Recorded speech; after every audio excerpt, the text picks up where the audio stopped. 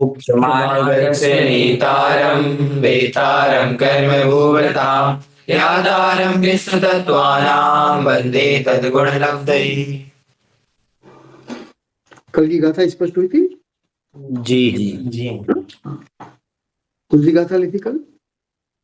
सातवीं आठवीं। सातवीं और आठवीं।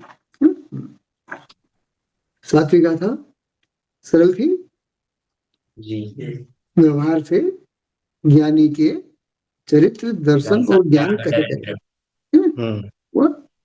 जबकि यथार्थ यह है कि उसके ज्ञान भी नहीं है, चरित्र भी नहीं है, दर्शन भी नहीं है, किंतु ज्ञायक भाव। ठीक है। और वो जो ज्ञायक पना है उसको शुद्ध कहा गया है। वो जिसकी ऐसी धारणा है कि व्यवहार में से कहा गया है। अब हम लोगों ने कल एक विवक्षा विशेष से सिर्फ गाथा 7 और 8 को ही नहीं अपितु गाथा 6 को भी समझा था। वो आज हम थोड़ा विवक्षा बदलकर इन गाथाओं को समझेंगे। जी। दूसरी गाथा में क्या कहा गया? जो पुद्गल कर्म प्रदेशों में स्थित है वो पर समय है ना। इसका अर्थ क्या हुआ कि जो पुद्गल कर्म प्रदेशों में स्थित नहीं है वो स्व समय है। इसका अर्थ क्या हुआ?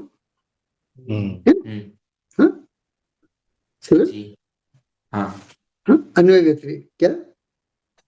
जी जी। अन्वय व्यतिरेक, ये न्याय लगेगा यहाँ पर। हुआ स्पष्ट? तो कैसे पता चलेगा कि ये ज्ञानी है पर समय नहीं है? कैसे पता चलेगा? तो वो क्या मानता होगा? दूसरी गाथा याद रखना। क्या स्थिति कितने प्रकार से होती है? 2 प्रकार से। एक तादात्म्य रूप से और एक संयोग रूप से। तो तादात्म्य में जो स्थित रहता है ना, और संयोग को अपना स्वरूप नहीं मानता है, वो स्व समय है पर समय नहीं। जबकि प्रतीति क्या हो रही है कि जो संयोग है वो एक द्रव्य रूप है। जैसे हम लोगों को प्रतीति क्या होती है? जब हम पानी पीते हैं या पानी का उपयोग करते हैं तो हमको क्या प्रतीति होती है कि पानी ये संयोग न होकर के एक द्रव्य है। होती है प्रतीति। और इसका कारण क्या है? तो यही है कि पानी हाइड्रोजन और ऑक्सीजन ऐसे 2 भिन्न भिन्न घटकों तत्वों के संयोग से बना ऐसा द्रव्य है जो कि संयोगी द्रव्य के रूप में प्रतीति में न आकर एक अखंड द्रव्य के रूप में प्रतीति में आ रहा है। वैसी प्रतीति इस शरीर और जीव के संबंध में हमको कैसी होती है? कि ये एक है।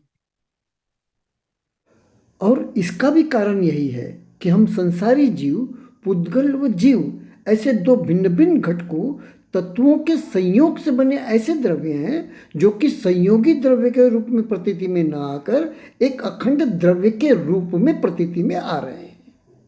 जी। सरल? जी। तो यह जो जीव है जिसको जो ज्ञानी कहा जा रहा है यहाँ पर, इसकी मान्यता क्या है? ये मानता क्या है? तो यह मानता है कि जिन गुणों से उसका तादात्म्य संबंध है उस रूप यह स्वयं है। वह जिन द्रव्यों से उसका संबंध संयोग रूप है उन्हें यह अपना स्वरूप नहीं मानता है। हुआ स्पष्ट? तो यह गाथा 2 हुई। और अब गाथा 7 कि गाथा 7 में जो यह कहा गया है कि व्यवहार में से ज्ञानी के दर्शन ज्ञान चरित्र क्या है, इसका अर्थ क्या? कल एक अर्थ हमने लिया था। क्या कल का अर्थ लिया था कि ज्ञान ही दर्शन रूप परिणमा है, ज्ञान ही चरित्र रूप परिणमा है, ज्ञान ही ज्ञान रूप परिणमा है। लेकिन ये नीचे क्या कह रहे हैं दृढ़ता से? नवीनानम। क्या कह रहे हैं? कि है ही नहीं। क्या कह रहे हैं? है ही नहीं। उसे कहा ही नहीं जा सकता। है ही नहीं का अर्थ क्या होता है? उसे कहा ही नहीं जा सकता है ना। उसकी सत्ता स्वीकार नहीं की जा सकती। नवीनानम हुआ। और ये एवकार रूप कथन है। कैसा कथन है ये? एकार रूप। नवीनम हुआ। न चरितम न दंसनम जानवो शुद्धो। जी। यदि तुम व्यवहार में से भी मानते हो कि ज्ञानी के दर्शन ज्ञान चरित्र है, तो वो भी नहीं है। क्या कह रहे? हुआ कि नहीं? हाँ। अब दर्शन ज्ञान चरित्र अगर है ही नहीं, तो फिर 8वीं गाथा में क्यों कहा कि अनार्यों को समझाने के लिए अनार्य भाषा का उपयोग किया जाता है? फिर क्यों कहा? वैसे ही जिनका क्षोभ संबंध है, उनको व्यवहार नहीं के द्वारा परमार्थ का उपदेश दिया जाता है ना? जी। हुआ? तो ये परमार्थ का उपदेश है, कैसे पता चलेगा? इससे तो क्या पता चलता है कि जो चीज नहीं है उसको स्वीकार करना, उसको व्यवहार नहीं है कहा है। और उसको कुंकुंदाचार्य जी गाथा 8 में परमार्थ कह रहे हैं। और जो मंत्र क्षोभ वाले हैं, इस उपदेश के द्वारा परमार्थ का बोध करेंगे। तो ऐसा हो सकता है? चलो इस प्रश्न का उत्तर तलाशे। कुंकुंदाचार्य जी ने कहा कि व्यवहार नहीं से ज्ञानी के कहीं है ना? हुआ कि नहीं? सरल ना? हाँ। अब व्यवहार का उल्टा क्या है? निश्चय। निश्चय। हुआ। तो व्यवहार नय से ज्ञानी के चारित्र दर्शन ज्ञान कहे। इसका अर्थ क्या हुआ? निश्चय नय से ज्ञान भी नहीं है, चारित्र भी नहीं है और दर्शन भी नहीं है। क्या अर्थ हुआ? अब यहाँ पर एक साथ दो नयों का कथन है। आज हम थोड़ा सा विवक्षा बदल करके समझेंगे इसको। क्या करेंगे? विवक्षा बदल। एक ही गाथा को थोड़ा विवक्षा बदल करके समझेंगे। क्या कह रहे हैं? हाँ, कि निश्चय व्यवहार ऊपर का व्यवहार का है, तो नीचे का कथन किसका होगा? निश्चय का। निश्चय का होगा कि नहीं होगा? हाँ। है हाँ? क्योंकि इसमें दो ही नयों का कथन है, एक व्यवहार नय और एक निश्चय नय। इन दो नयों के अतिरिक्त अन्य किसी नय का कथन भी नहीं है, इसलिए अन्य कोई विकल्प भी नहीं है। हाँ। तो जिसे व्यवहार नहीं कहता होगा, निश्चय ने उसे नहीं कहता होगा। यदि दोनों एक ही प्रकार का कथन करें तो दोनों एक न हो जाए। उनके दो भेद कैसे बनेंगे यदि दोनों एक ही प्रकार का कथन करें? तो स्पष्ट कि नहीं? जी। सर हाँ। तो अब इसका अर्थ क्या हुआ कि व्यवहार ने से ज्ञानी के चारित्र दर्शन और ज्ञान है ना? लेकिन निश्चय से ज्ञान भी नहीं है, चारित्र भी नहीं है और दर्शन भी नहीं है, अपितु शुद्ध ज्ञायक भाव। अब इसको पहली गाथा में ले जाओ। कहां पर? पहली गाथा। पहली गाथा में क्या कहा? कहूंगा।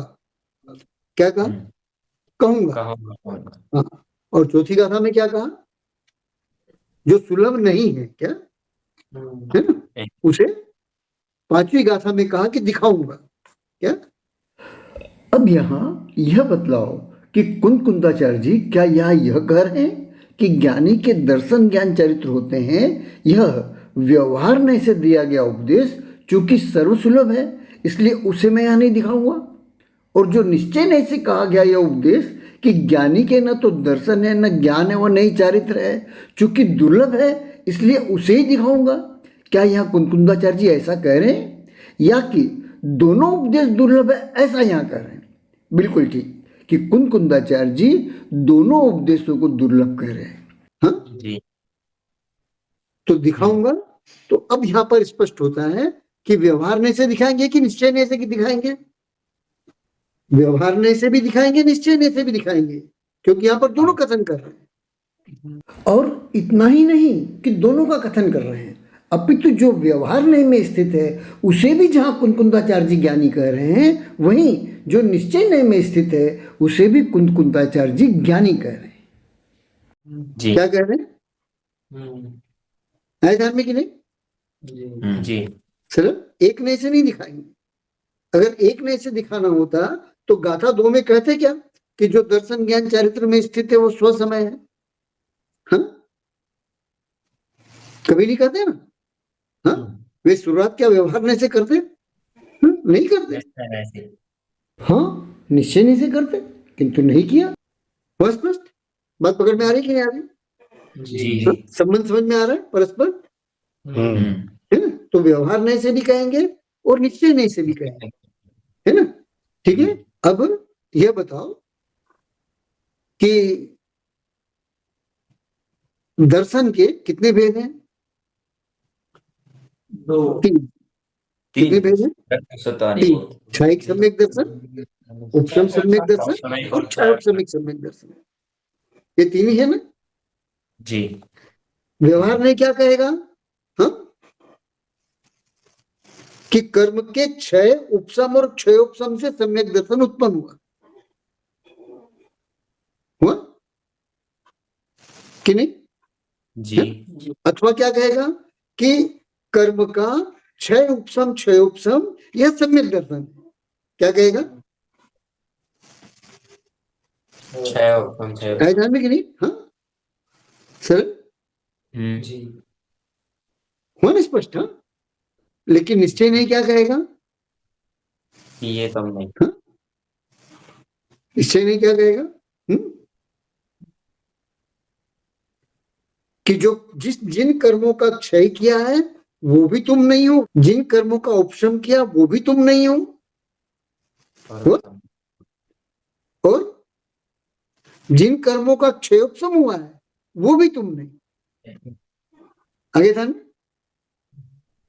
सर? हाँ? जी। तो प्रश्न उठेगा फिर उस क्षयोपशम का कथन आगम में क्यों मिलता है? हाँ, क्या प्रश्न उठेगा? जी, आगम में मिलता है। आगम में क्यों मिलता है? तो कहेंगे कि व्यवहार नहीं से। व्यवहार नहीं का अर्थ क्या हुआ? हाँ, जो कारण कार्य संबंध बतलाता है उसे व्यवहार नहीं कहते, और निश्चय नहीं किसे कहते हैं? तो जो कारण कार्य संबंध स्वीकार नहीं करता उसे निश्चय नहीं कहते है? व्यवहार नहीं किसे कहते हैं? जो कार्य कारण को बताता है। हाँ, जो कारण कार्य या कार्य कारण संबंध को स्वीकार करता है उसे क्या कहेंगे? व्यवहार नहीं। व्यवहार नहीं। और ये दो भिन्न धर्मों के अंदर कारण कार्य संबंध स्वीकार करता है, और निश्चय नहीं किसे कहेंगे? दो भिन्न धर्मों में पाए जाने वाले कारण कार्य संबंध को जो स्वीकार नहीं करता है उसे निश्चय नहीं कहते। वो स्पष्ट? जी सर है ना? तो व्यवहार नहीं की दृष्टि में क्या है? जो ज्ञान है वो चरित्र दर्शन और ज्ञान रूप क्यों परिणमा? हाँ? तो दो द्रव्यों में कारण कार्य संबंध स्वीकार करने के कारण क्या? कौन सा न्याय? व्यवहार में। व्यवहार ने क्या स्वीकार करेगा? हाँ, कि चरित्र, हाँ, कि जो दर्शन है, क्या व्यवहार ने क्या कहेगा? कि जो दर्शन है वो दो द्रव्यों के मध्य कारण कार्य संबंध के होने पर उत्पन्न हुआ, और निश्चय ने क्या कहेगा? हाँ, वो दो द्रव्यों के मध्य कारण कार्य संबंध को स्वीकार नहीं करते। यदि निश्चय ने भी कारण कार्य संबंध स्वीकार कर ले तो वो व्यवहार नहीं हो जाए। है ध्यान कि नहीं? तो ये क्या स्वीकार करता है? एक द्रव्य का जो मूल गुण है उसे स्वीकार, और क्या कहता है कि जो गुण है वो अपनी स्वभाव और विभाव शक्तियों के कारण, वो स्वभाव और विभाव रूप परिणाम, क्या कहेगा? ये कारण कार्य संबंध को स्वीकार नहीं करेगा। अब निश्चय नहीं के अंदर विभाव रूप परिणाम, तो भी कौन परिणाम? ज्ञान परिणाम, है ना? और स्वभाव रूप परिणाम, तो भी कौन परिणाम? ज्ञान परिणाम। और यह ज्ञान कैसा है? तो यह ज्ञान स्वभाव और विभाव शक्तियों वाला है। कैसा है? स्वभाव ध्यान में क्लियर है? जी सरल कि नहीं, है ना? तो यह अपनी स्वयं की सामर्थ्य, अपनी स्वयं की शक्ति से स्वभाव और विभाव रूप परिणाम हो। इसकी सिद्धि कैसे होगी?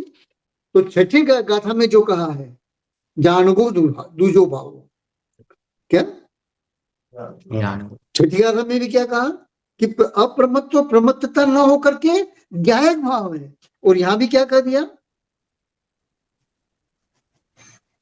चरित्र दर्शन ज्ञान न होकर के ज्ञायक भाव है। मतलब दोनों जगह वो ज्ञायक भाव स्वीकार रहा है। क्या कर रहे हैं? हुआ कि नहीं? ज्ञान को ही दोनों गाथाओं के अंदर परिणमन करने वाला स्वीकार कर, स्वभाव रूप भी और विभाव रूप भी। हुआ? तो क्या कह रहे हैं ये, हाँ, कि ज्ञान के विभाव परिणमन को आप पृथक संज्ञाएं मत दो, अप्रमत्त और प्रमत्त, और यहां पर ज्ञान को दर्शन ज्ञान चरित्र रूपी जो परिणमन है वो पृथक संज्ञा मत दो। आया ध्यान कि नहीं आ रहा? सरल है नहीं? अब जो पानी है, इसको वैज्ञानिक लोग जो है वो पानी कहते हैं क्या? हाँ? नहीं। अगर लेबोरेटरी में नमक की जरूरत है तो वैज्ञानिक लोग क्या मंगवाएंगे? नमक मंगवाएंगे क्या? NaCl, सोडियम क्लोराइड मंगवाएंगे। आया ध्यान कि उनकी अपनी भाषा अलग है। तो वैसे ही यहाँ पर निश्चय और व्यवहार की भाषा अलग है।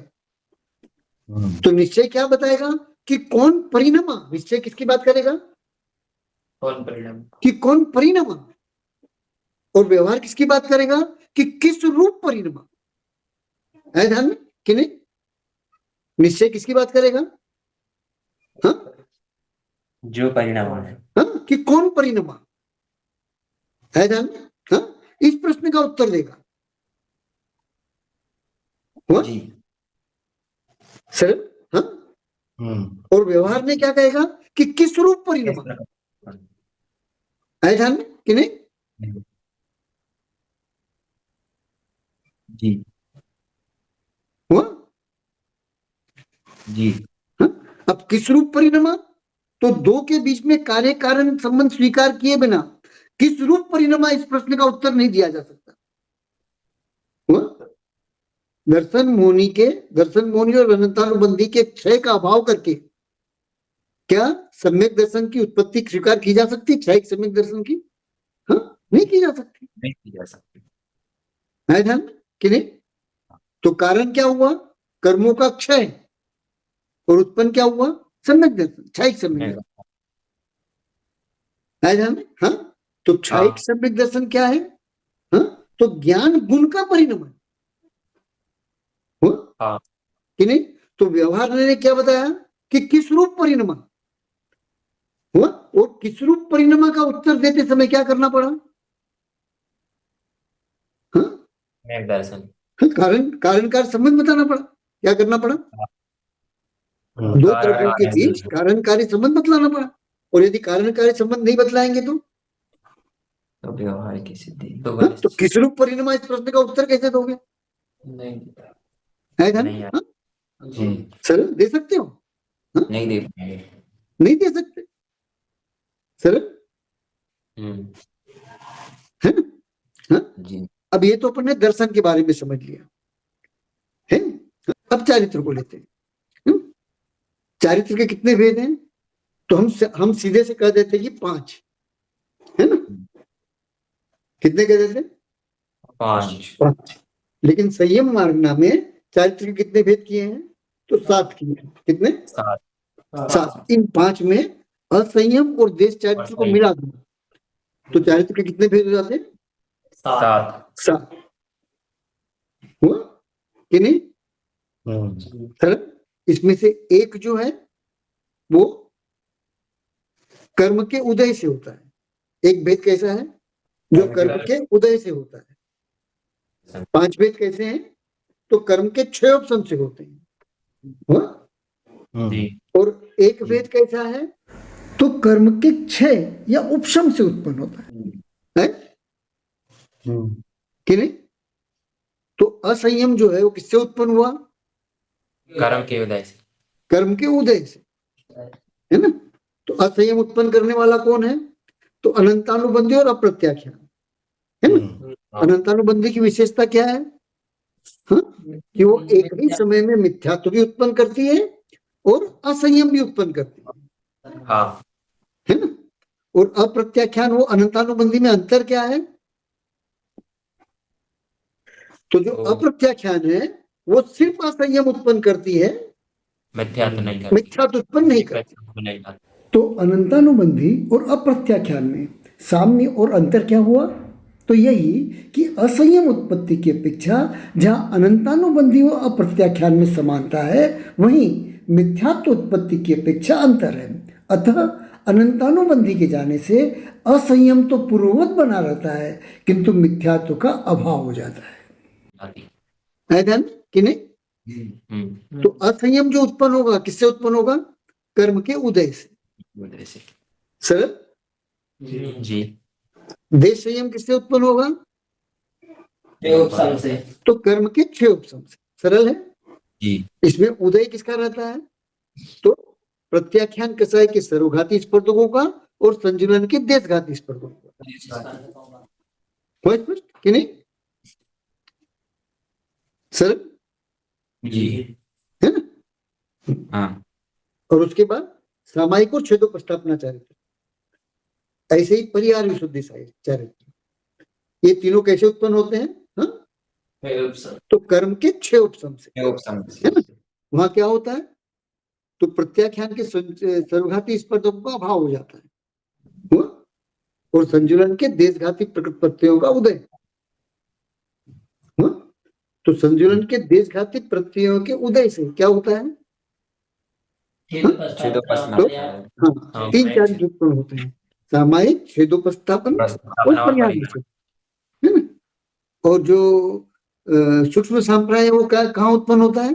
तो 10वें गुण स्थान में। कैसे उत्पन्न होता है? तो कर्म के 6 उपसम से, है ध्यान कि नहीं? हाँ, उदय किसका होता है? हाँ? तो संजुलन कसाय के सूक्ष्म लोभ का उदय होता है। स्पष्ट? हाँ, देशघाती प्रत्यय।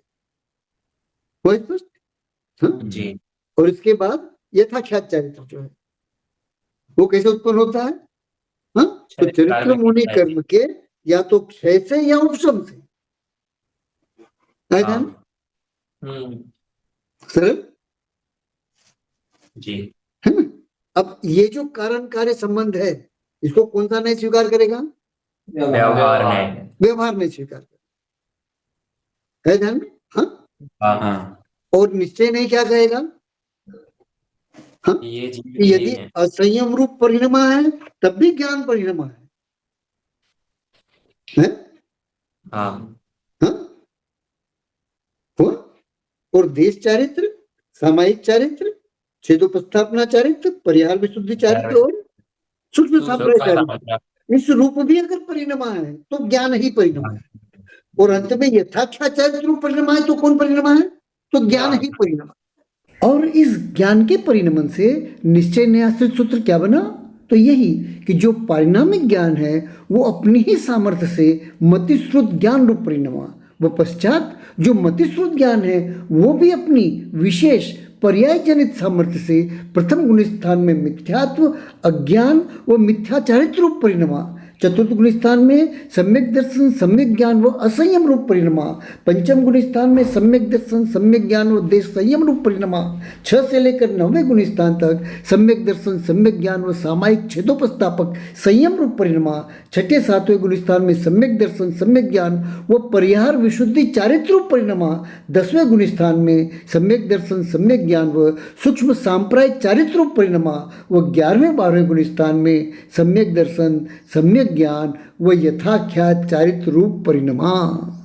कौन परिणमा? तो अपनी ही सामर्थ्य से जो पारिणामिक ज्ञान मतिश्रुत ज्ञान रूप परिणमा था वो मतिश्रुत ज्ञान पुनः अपनी ही पर्याय जनित सामर्थ्य से गुण स्थानानुसार मिथ्यात्व से लेकर यथाख्यात चारित्र रूप परिणमा। किस नए से? तो निश्चय नए से। आगे ध्यान कि नहीं? हाँ। सरल? अच्छे से? तो निश्चय ने क्या बताया कि कौन परिणमा, निश्चय ने क्या बताया कौन कि परिणाम, कौन परिणमा यह बताया, और व्यवहार ने क्या बतलाता है, कारण कार्य संबंध से किस रूप परिणमा यह बतलाता है। हाँ? अब इन दोनों नयों में से एक का भी अभाव कर दो, इन दोनों नयों में से एक का भी अभाव कर दो, तो क्या वस्तु तत्व की प्ररूपणा बन पाएगी? हाँ? नहीं बन पाएगी ना। हुआ सरल जी, है ना। इसलिए यहां पर क्या कर देना, कथनचित लगा देना। क्या लगा देना? कथनचित। इससे क्या हो जाएगी, ये जो निश्चय नय और व्यवहार नय है, ये जो परस्पर विरुद्ध कथन कर रहे हैं, इनमें मैत्री हो जाएगी। आए ध्यान में? हाँ, स्यात् पद लगा देना। आए ध्यान में?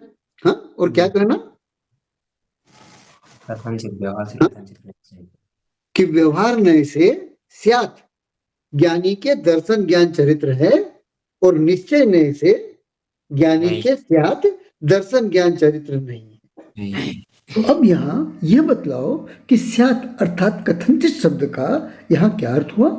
तो यही कि व्यवहार में जब भी अपने विषय का प्रतिपादन करेगा तो वो निश्चय नय सापेक्ष होगा, वो निश्चय नय जब भी अपने विषय का प्रतिपादन करेगा तो वो व्यवहार नय सापेक्ष होगा। दोनों नय अपने अपने पक्ष का एकांत कर कुछ भी नहीं कहेंगे। जी। और इसका भी अर्थ क्या हुआ? हाँ, इसका भी अर्थ क्या हुआ? तो यही कि जो व्यवहारवादी है वो निश्चय सापेक्ष व्यवहारवादी है, वो जो निश्चयवादी है वो व्यवहार सापेक्ष निश्चयवादी है। वह इस प्रकार ये दोनों स्याद्वादी हैं। वो स्याद्वादी होने से स्वसमय हैं, और यदि इन दोनों के पास अपने अपने प्रतिपक्षी नय के प्रति सापेक्षता न हो तो क्या ये स्वसमय हो सकते हैं? नहीं ना। तो ऐसे पर निरपेक्ष मत में स्थित जीव पर समय है, ऐसा भी कुंकुंदाचार्य जी गाथा 2 में कह रहे हैं। सर जी। तो निश्चय नय से कौन है? तो स्यात् ज्ञान है। क्या हुआ? ठीक है। और व्यवहार नय से क्या है? तो स्यात् ज्ञान का परिणमन। हुआ स्पष्ट? जी। व्यवहार नय से क्या कहेंगे? तो परिणमित ज्ञान है। क्या व्यवहार नय से क्या कहेंगे? परिणमित ज्ञान। और परिणमन क्या है? तो इसे संसारी जीव की अपेक्षा समझते हैं। अतः संसारी जीव में पर्यायों की परिणाम अर्थात भाव रूप निरंतर अर्थात बगैर काल के अंतराल से होने वाली उत्पत्ति स्थिति व नाश, यह परिणमन है। जिसे कि सूत्र में उत्पाद व्यय ध्रुवी युक्तम सत ऐसा कहा जाता है। तो क्या पर्याय ध्रुवी होती है? हाँ, पर्याय ध्रुव भी होती है। क्यों?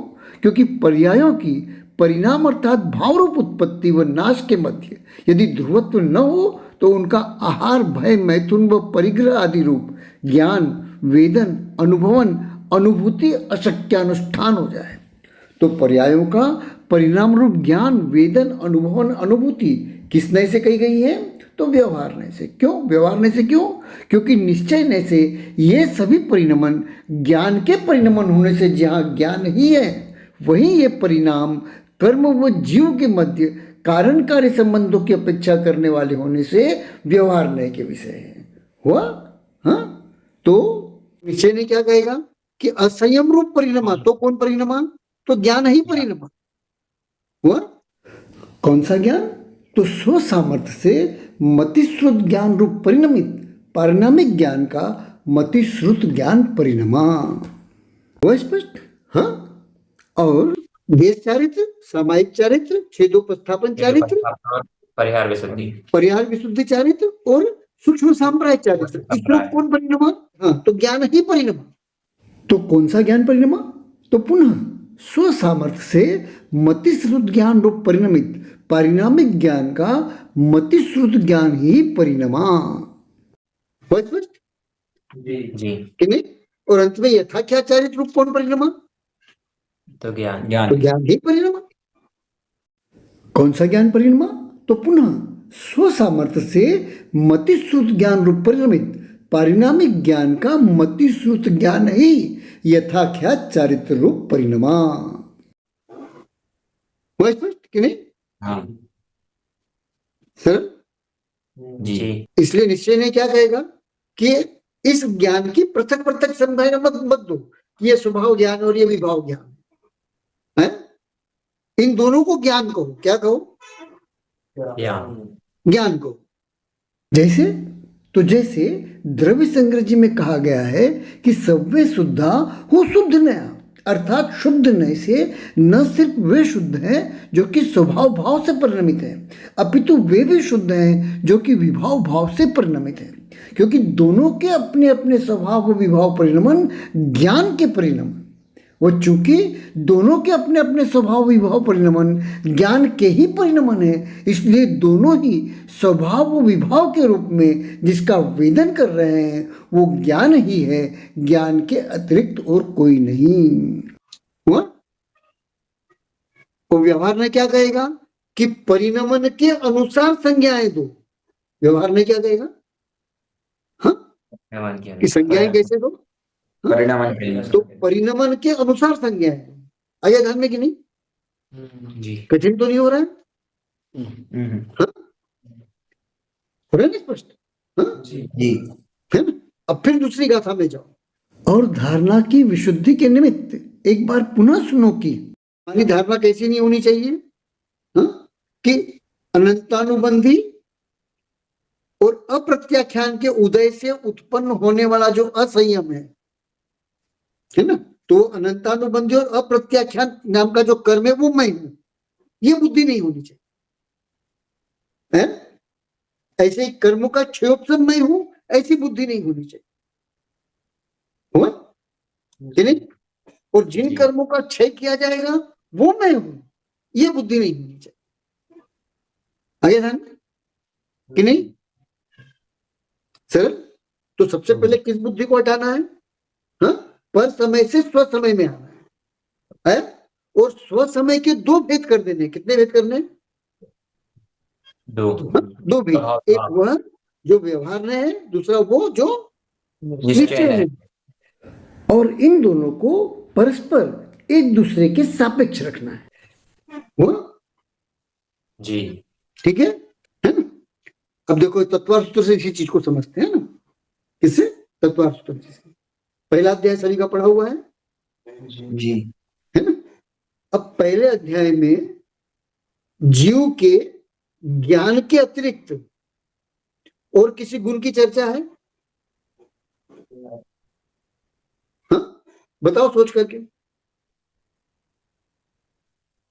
तत्वार्थ सूत्र जी में प्रथम अध्याय में जीव के ज्ञान के अतिरिक्त और किसी गुण की चर्चा है क्या?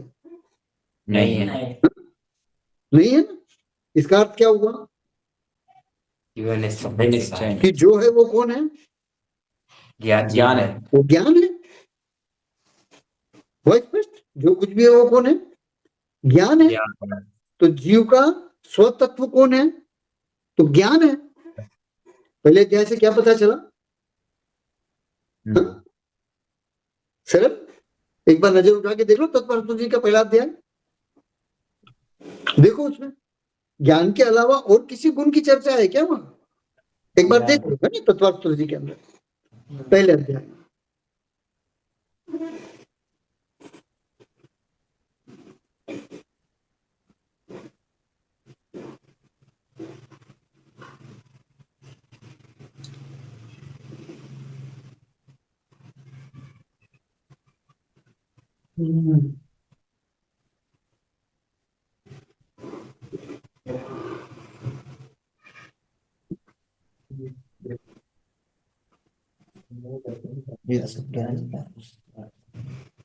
ज्ञान का ही है।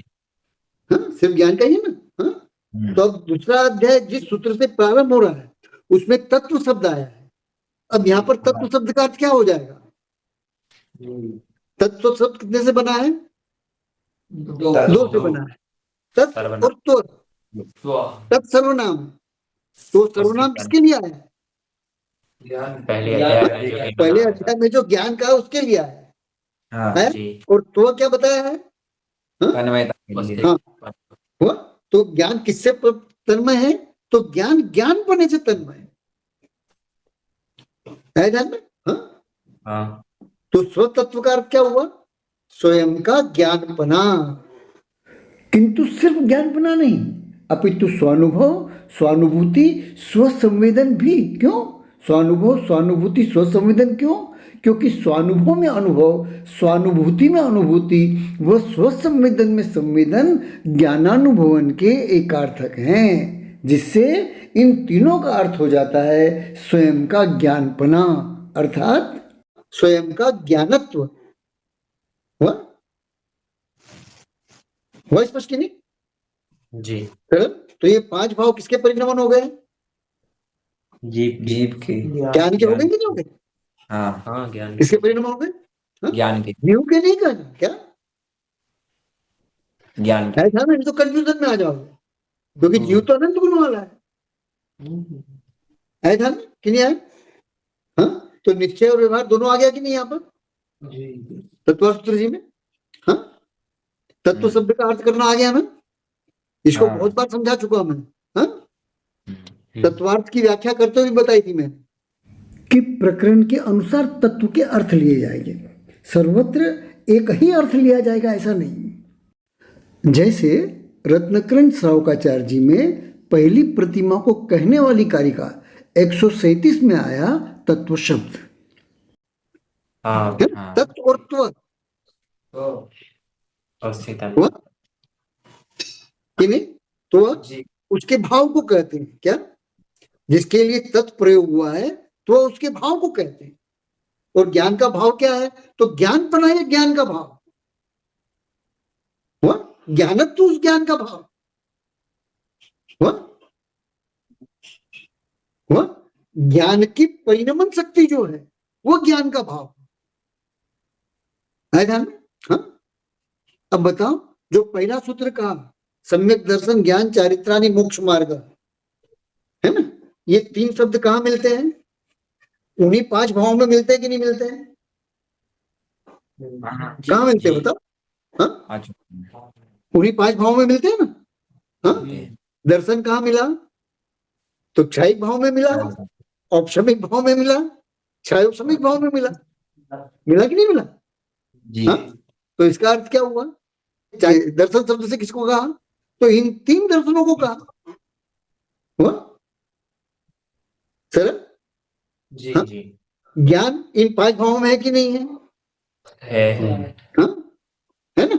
तो किसमें है? तो क्षयिक भाव में है भाव में है और क्षयोपशमिक भाव में है। कहाँ है? हाँ, छाए है ध्यान में कि नहीं आया? तो ये जो ज्ञान है यह भी किसका परिणमन हो गया? ज्ञान का ही परिणमन हो गया, है ना? और चारित्र के कितने भेद किया उसके अंदर? तो उसको क्षयिक में भी लिया है, औपशमिक में भी लिया है, क्षयोपशमिक में भी लिया है और औदयिक में भी लिया है। औदयिक में असंयम को लिया है, क्षयोपशमिक में संयम संयम और संयम को लिया है, औपशमिक में यथाख्यात को लिया है और क्षयिक में पुनः यथाख्यात को लिया। आगे तो ये सब किसके परिणमन हुए? जीव की हाँ? ज्ञान के। ज्ञान की जीव के कहोगे तो क्या हो जाएगा? कन्फ्यूजन। हाँ हाँ है ध्यान में कि नहीं है? हाँ, अर्थ कहीं से कहीं पहुंच जाएगा जीव के कहोगे तो, है? तो पहली भूमिका के अंदर क्या आवश्यक है? प्रॉपर शब्द का उपयोग करना, है ना? सही शब्द का प्रयोग करना। और एक बार यदि साइकिल सवार की तरह निष्णात हो गए, फिर चाहे जिस पर्यायवाची या एकार्थक का प्रयोग करो, अर्थ वही प्राप्त होगा जो कि समीचीन होगा। हुआ? बात पकड़ में आ रही कि नहीं आ रही? तो जो तत्वार्थ सूत्र में कहा जा रहा है वही यहाँ कहा जा रहा है कि नहीं? बताओ। हाँ, 6ठी 7वीं गाथा के द्वारा क्या कहा गया? यही कहा गया जी। वो स्पष्ट कि नहीं? हाँ। अब वो जो 5 भावों में आप कर्मों के सद्भाव और अभाव से जो भावों की उत्पत्ति बताओगे तो कौन से नए से बताओगे? व्यवहार नए से बताओगे। और इन सबको एक स्वतत्व कहोगे तो किस नए से कहोगे? निश्चय नए से कहोगे। तो 3 प्रकार के दर्शन, क्षयिक, औपशमिक, क्षयोपशमिक, इसमें हमारे द्वारा गौण किया गया औद्योगिक भाव मिथ्यात्व, दो प्रकार के ज्ञान, क्षायिक और क्षयोपशमिक, व चार प्रकार के चारित्र, क्षायिक, औपशमिक, क्षयोपशमिक और औद्योगिक, किसके परिणमन सिद्ध हुए? तो ज्ञान के, अनुभव के, अनुभूति के, संवेदन के। किस नए से? तो निश्चय नए से। हुआ स्पष्ट कि नहीं? जी। तो यहाँ व्यवहार ने निश्चय नए सापेक्ष होते हुए क्या कहेगा? तो वो कहेगा कि मेरे द्वारा कथित पांच भाव निश्चय नए कथित ज्ञान ही हैं, और व्यवहार नए सापेक्ष होते हुए निश्चय ने क्या कहेगा? तो वो कहेगा कि मेरे द्वारा कथित ज्ञान ही व्यवहार नए कथित पांच भाव रूप है। वो जो इन दोनों नयों को इस रूप जानेगा उसे स्याद्वादी कहा जाएगा। वो स्याद्वादी होने से स्वसमय कहा जाएगा। सरल? हाँ, एकदम आसान हो रहा है कि नहीं हो रहा है? हाँ, एकदम आसान हो रहा है ना? हाँ, तो तत्वार सूत्र से विषय समझ में आया कि नहीं आया? जी। हाँ, और ज्ञान को मुझे समझना होगा तो कितने नयों से समझना होगा तत्वार सूत्र जी की अपेक्षा से? कितने नए बताए उसमें? सात सात नहीं। हाँ? तो सात नयों से किसको समझना है? ज्ञान को समझना है और उसके परिणामों को समझना है। हुआ सरल जी। कि नहीं? और उन्हीं को सात नयों को दो भागों में बांट दिया। किसमें? व्यवहार और निश्चय। और ऐसे ही चार निक्षेपों से, सत्संख्यादि से, निर्देश स्वामित्वादि से भी ज्ञान को और उसके परिणामों को समझना होगा, उसके दो भाग करके, व्यवहार व निश्चय। निश्चय। जी। सर, तो जैसा कि पूर्व में भी कह चुके हैं उस अनुसार यहाँ क्या लग जाएगा? कथनचित जीव के अर्थात ज्ञानी के दर्शन ज्ञान और चारित्र हैं, और कथनचित जीव के दर्शन ज्ञान चारित्र नहीं है। एकांतता हम नहीं कह सकते कि जीव के दर्शन ज्ञान चरित्र है ही, और एकांत ये भी नहीं कह सकते कि जीव के दर्शन ज्ञान चरित्र है ही नहीं। है ध्यान? हाँ हाँ जी। और ये दोनों मिल करके हुआ जीव तत्व की समीचीन प्ररूपणा बनी। हुआ कि जो इस प्रकार से विषय को जानता होगा वो स्वसमय।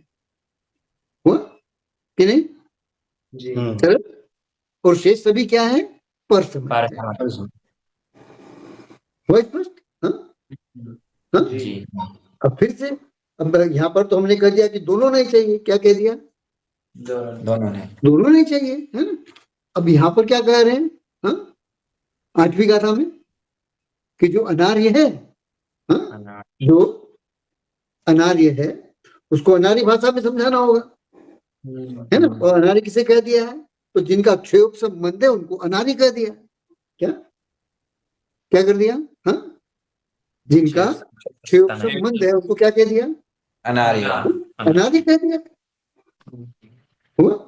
और वे जो अनार्य हैं, वे जो मंद क्षयोपम वाले हैं, वे कैसे समझेंगे? हाँ, तो कह रहे कि व्यवहार नहीं से समझेंगे, है कि नहीं? उनको परमार्थ का जो उपदेश दिया जाएगा, यथार्थ का जो उपदेश दिया जाएगा, वो व्यवहार नहीं से दिया जाएगा। हुआ? अब यहाँ ये कह रहे हैं क्या? व्यवहार ने से अपरमार्थ का उपदेश दिया जाएगा। इसका अर्थ क्या हुआ? कि व्यवहार ने भी परमार्थ का उपदेश है और निश्चय ने भी परमार्थ का उपदेश। क्या अर्थ हुआ?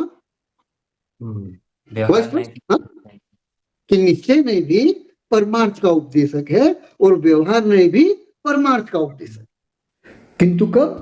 तो इसका उत्तर अनिवार्य होने से एक बार पुनः सुन लो कि जब व्यवहार ने निश्चय नहीं सापेक्ष होगा तभी परमार्थ का उपदेशक होगा, वह निश्चय नहीं भी जब व्यवहार नहीं सापेक्ष होगा तभी परमार्थ का उपदेशक होगा, अन्य किसी प्रकार से नहीं।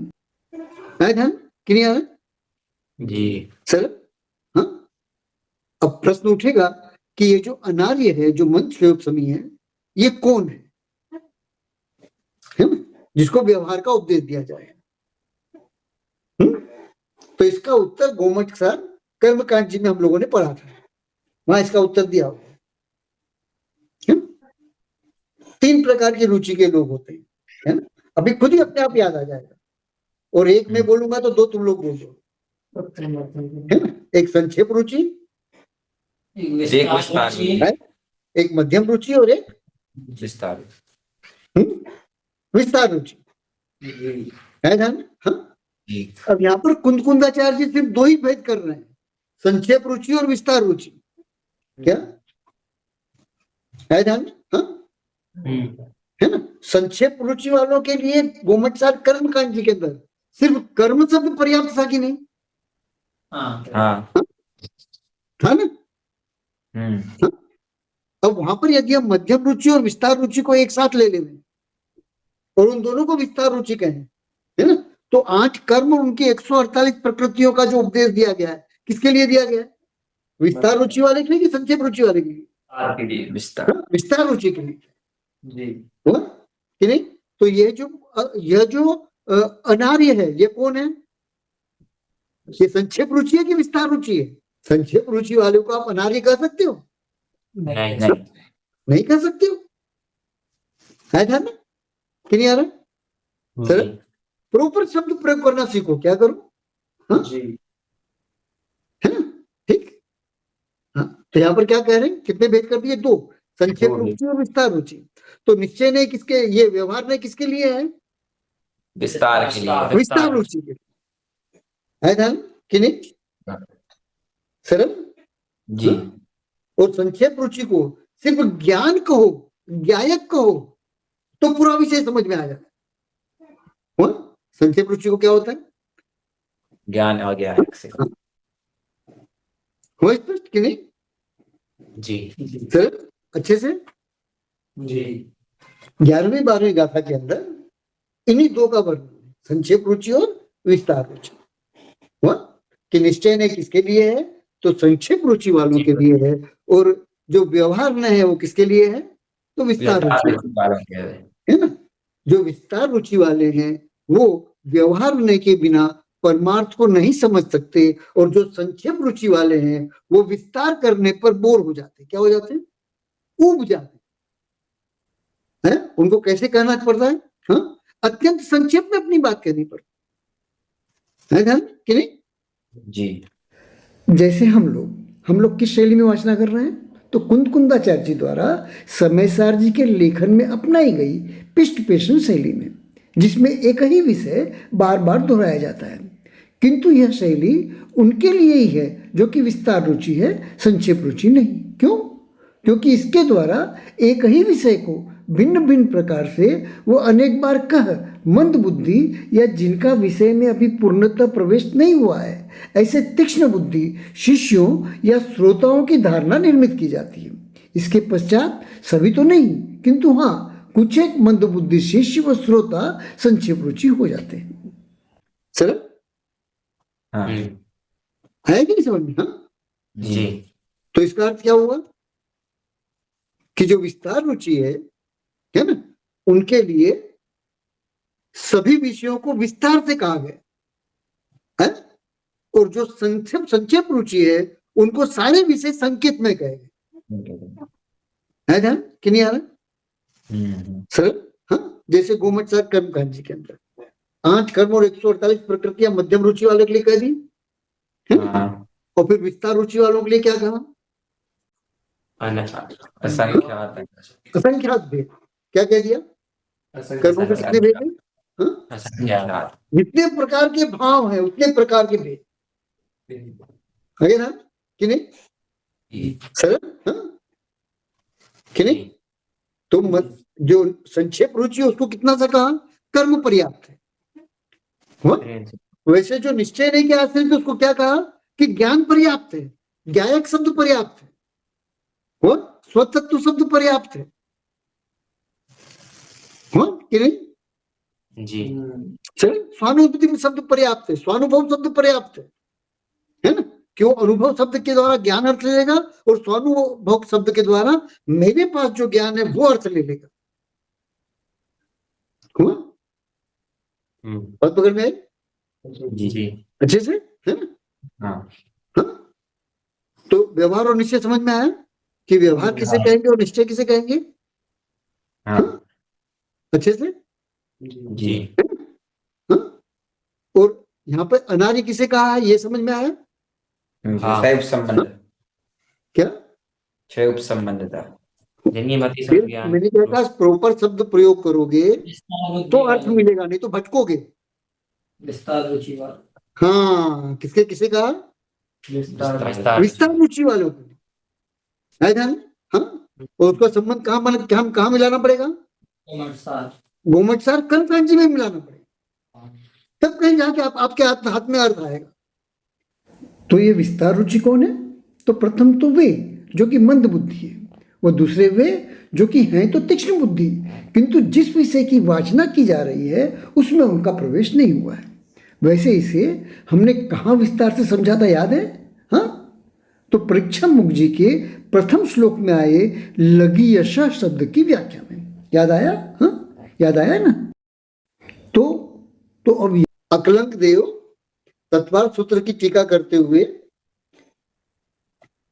जो 7 तत्वों का उपदेश दिया गया है तत्वार्थ सूत्र जी में, है ना? कौन सा सूत्र है वो? पहले अध्याय का चौथा सूत्र, ठीक? हाँ? जी। तो इस चौथे सूत्र की टीका में कह रहे हैं कि ये जो 7 तत्वों का उपदेश दिया गया है ये मध्यम रुचि वालों के लिए दिया गया है। क्या? संक्षेप रुचि वालों के लिए नहीं। आया समझ में कि नहीं आया? हाँ सर, हाँ, हुआ स्पष्ट कि नहीं? हाँ, जी। राजवाटिक में खोल कर देखना और कल मुझे बताना। हुआ स्पष्ट? होमवर्क, ठीक? जी हाँ, बात पकड़ में आ रही है ना? हाँ, अच्छे से। जी। तो अनार्य कौन है? जो मध्यम और विस्तार रुचि वाला है ना, वो अनार्य है। हुआ? तो आर्य कौन है? तो जो संक्षेप रुचि वाला है वो आर्य। अब यहाँ अनिवार्य होने से इस पूरे विषय का उपसंहार भी समझ लो कि जो विस्तार रुचि है उनके लिए कहे गए विस्तार के भेद प्रभेदों में जहाँ पूर्व कथित अर्थात पूर्व में कही गई सर्व विवक्षाएं समाहित हैं, वहीं जो संक्षेप रुचि हैं उनके लिए किए गए संक्षिप्तीकरण के भेद प्रभेदों में पूर्व कथित अर्थात पूर्व में कही गई सर्व विवक्षाएं समाहित हैं। उन विवक्षाओं का अभाव कर परमागम में विस्तार या संक्षिप्तीकरण नहीं है। बस बस बात आगे समझ में कि नहीं आ रही? हाँ जी। हाँ, तो इसमें जो कथन किया जाएगा वो व्यवहार और निश्चय रुचि दोनों को समझते हुए कथनचित शब्द के प्रयोग पूर्वक किया जाएगा, है ना? यद्यपि इसमें कथनचित शब्द का प्रयोग नहीं है। क्या? यद्यपि इस ग्रंथ में कथनचित और स्यात् शब्द का प्रयोग नहीं है, लेकिन जय धवलाकार जी क्या कहते हैं कि यदि पूर्वाचार्यों ने अपने ग्रंथ में स्यात् शब्द का प्रयोग नहीं किया तब भी वहां पर स्यात् शब्द मान्य कर लेना चाहिए। क्यों मान कर लेना चाहिए? कि यदि वे तीर्थंकर भगवान की परंपरा के दिगंबर जैन हैं तो उनके आशय में स्यात् पद नियम से होगा। और यहाँ पूर्वाचार्य शब्द से आशय क्या है? तो यत्याचार्य अर्थात यतियों के आचार्य व गृहस्थाचार्य अर्थात गृहस्थों के आचार्य। तो इस ग्रंथ में यदि कहीं की कोई बात एवकार सहित कह दी जाए, है ना, तब भी उसके आगे क्या लगाना? स्यात् लगाना, है कथनचित लगाना, क्योंकि वो अगर नहीं लगाओगे तो अर्थ का अनर्थ हो जाएगा। क्यों अर्थ का अनर्थ क्यों हो जाएगा? तो इसलिए कि नहीं, जब भी किसी सत्य को कहते हैं तो पूर्ण सत्य को न कहकर उसके एक देश एक अंश एक भाग को ही कहते हैं। वो उस सत्य के शेष भाग शेष अंश की पूर्ति अन्य नय करते हैं। इसलिए नयों को एवकार सहित कहा गया होने पर भी उनसे अर्थ ग्रहण करते समय उनका अर्थ स्यात् पद सहित ग्रहण किया जाता है, स्यात् पद रहित नहीं। आगे जैसे यहाँ पर 7वीं गाथा के उत्तरार्ध में कुंदकुंदाचार्य जी ने एवकार सहित कहा कि न तो दर्शन ही है, न ज्ञान व न ही चारित्र। तो क्या किया हम लोगों ने? हाँ, कि कथनचित जीव के अर्थात ज्ञानी के दर्शन ज्ञान चरित्र है और कथनचित नहीं है। हुआ? आगे ध्यान में जी सर जी। तो ये 7वीं 8वीं गाथा दोनों समझ में आई? हाँ अच्छे से।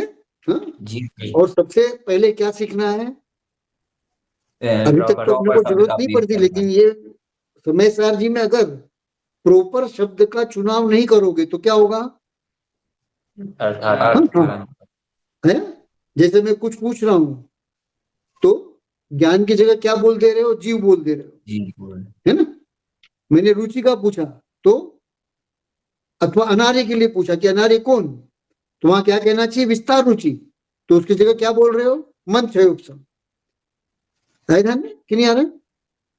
हाँ, तय कैसे होगा कि क्षय उपशम मंद है कि नहीं है? वह स्पष्ट कि नहीं? हाँ, तो अगर प्रॉपर शब्द का चुनाव करना सीखोगे प्रथम अर्थात प्राथमिक अवस्था में, तो अपनी बात कह सकोगे और कुनकुंदाचार्य जी को समझ सकोगे। नहीं तो कुनकुंदाचार्य जी को नहीं समझ सकोगे और अर्थ का अनर्थ करोगे और एक और जैनाभासी मत की उत्पत्ति हो जाए। स्पष्ट? हाँ सरल? हाँ, तो स्व समय और पर समय समझ में आया? हाँ जी ठीक है ना? यहाँ पर जो सातवीं गाथा में ज्ञानी शब्द आया है, ये स्व समय वाले के लिए आया है कि पर समय वाले के लिए आया है? 100 समय वाले को। हाँ, कितना आसान है? क्योंकि पर समय का अर्थ क्या है? मिथ्या दृष्टि। और स्व समय का अर्थ क्या बताया था? सम्यक दृष्टि। अब ज्ञानी सम्यक दृष्टि है कि मिथ्या दृष्टि है?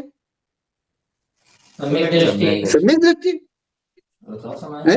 मिथ्या दृष्टि को ज्ञानी कहेंगे? नहीं कहेंगे।